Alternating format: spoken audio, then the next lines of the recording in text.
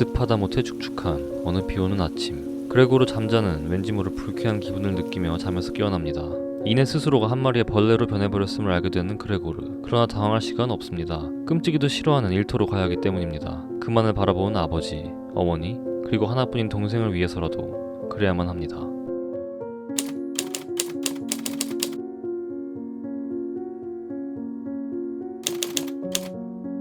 물론 그레고르는 일터로 가지 못했습니다. 거대한 벌레와 일을 하고 싶어하는 사람은 없을 테니까요. 한 집안을 책임졌던 가장의 부재여서일까요? 정작 차분한 그레고르와는 달리 그의 가족들은 평정심을 유지하지 못합니다. 그러나 그의 가족들은 분명 변하고 있었습니다.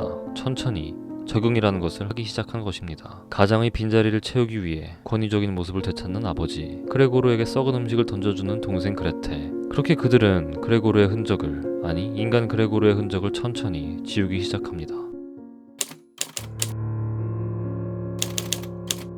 참 얄궂게도 그레고르는 사람의 말을 알아들을 수 있었지만 사람들은 그의 말을 알아듣지 못했습니다. 애당초 들을 생각이 없었다 볼 수도 있겠지만 그건 전혀 다른 문제니 잠시 덮어두겠습니다. 진짜 문제는 그의 방 액자에 달라붙어 있던 그레고르를 본 어머니가 실신하며 발생합니다. 방 가구들을 정리하는 여동생을 맡기 위해 필사적으로 아낀 액자에 달라붙어 있던 그레고르. 그의 마음을 알 리 없는 어머니는 점액을 내뿜으며 벽에 매달려 있는 벌레, 한때 그의 아들이었던 그 벌레를 보며 정신을 잃고 맙니다. 그 사실을 한 아버지가 격분하며 그레고르에게 사과를 던진 것은 어찌 보면 자연스러운 수순이었을지도 모르겠습니다. 등에 깊숙이 박힌 사과 한 알, 그레고르는 이내 벌레처럼 도망치고 맙니다. 딱히 해명할 생각도 없었습니다. 그저 본능이 이끄는 대로 한 마리의 벌레가 되어 도망친 것입니다.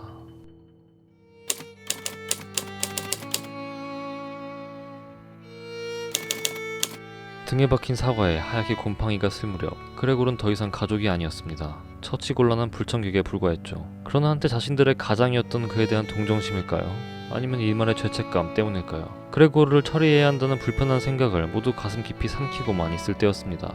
여동생 그레테의 바이올린 소리에 그레고르는 홀린 듯이 방을 기어나옵니다. 물론 그는 환영받지 못했습니다. 그의 모습을 보는 하숙인들이 가족들에게 항의를 하자 묵혀두었던 가족들의 불만이 터져나오고 말죠. 황급히 몸을 숨겨보지만 더 이상 그레고르에게 삶의 활기는 사라진 지 오래입니다. 한마디 불평 없이 조용히 생을 마감하는 그레고르. 그런 그레고르의 시체를 처리하고 가족들은 새 출발을 다짐하는 여행을 떠납니다.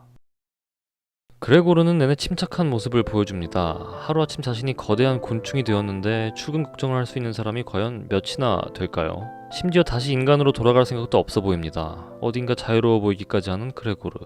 어쩌면 그는 자본주의에 찌들어 하루하루 연명해가는 영업사원으로서의 삶보다 자유로이 방안을 누비는 벌레의 삶을 더 만족스러워했을지도 모릅니다. 가족들은 어떤가요? 사실 그레고르의 가족들이야말로 벌레 같은 삶을 살고 있었습니다. 그 어떤 자주성 없이 기생충 마냥 그레고르의 피를 빨며 살아가죠. 그런 가족들이 정작 입장이 뒤바뀌어 그레고르를 책임지게 되자 잠시도 견디지 못하고 끝내 그레고르를 죽여버리는 모습은 슬프다 못해 우습기까지 합니다. 과연 진짜 벌레는 누구였을까요? 모진 대접 속에서도 동생 그레테의 바이올린 연주에 아낌없는 찬사를 보낸 그레고르인가요? 아님 아파 보이는 아들을 보고 출근 걱정부터 하는 가족들인가요? 그런 의미에서 카프카의 변신은 총 두 가지의 변신을 그리고 있다고 볼 수 있습니다. 자본주의의 쳇바퀴에서 탈출해 자유로운 벌레가 되는 그레고르와 그레고르에게로부터 독립하며 자주적인 인간상을 되찾는 가족들이죠.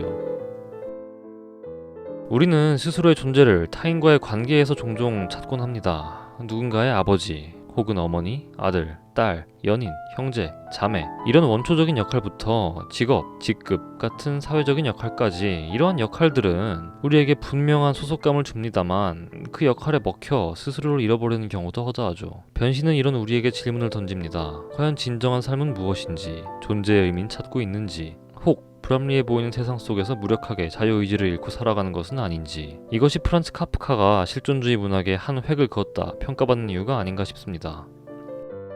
부유한 집에서 태어나 권위적인 아버지 밑에서 자란 프란츠 카프카. 그는 아버지에게 학대당하며 원치 않는 보험공단에 들어가지만 그럼에도 끝까지 전업작가의 꿈을 놓지 않았습니다. 그의 작품은 무시당하기 일쑤였고 가족 간의 관계도 원만치 못했습니다. 변신은 그런 카프카가 그린 자조적인 거울이자 벌레의 삶에서 탈출하고자 하는 그의 마지막 몸부림이었는지도 모릅니다. 여러분은 지금 어떤 삶을 살고 계십니까? 혹시 벌레의 삶을 살고 계시지는 않은가요? 아니면 역시 인간의 삶인가요?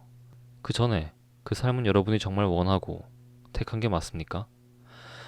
프란츠 카프카의 변신이었습니다.